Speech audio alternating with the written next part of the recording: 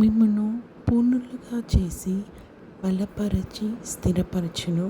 1 పేతురు 5:10.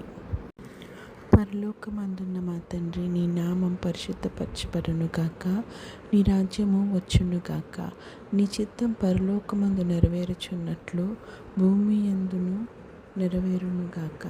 మా అనుదిన ఆహారం నేడు మాకు దయచేయము. ఇతరులు మా యెడల చేసిన పాపములను మేము క్షమించిన ప్రకారము మా పాపములను క్షమించుము. మమ్మను శోధనలోకి తేక కీడు నుండి మమ్మల్ని తప్పించుము. ఎందుకనగా రాజ్యము, బలము, మహిమ, ప్రభావం నీవైయున్నవి. ఆమేన్. యెహోవా నిన్ను ఆశీర్వదించి నిన్ను కాపాడును గాక. యెహోవా నీకు తన సన్నిధిని ప్రకాశింపచేసి నిన్ను కరుణించును గాక. యెహోవా నీ మీద తన సన్నిధి కాంతి ఉదయింపచేసి నీకు సమాధానం కలుగజేయును గాక.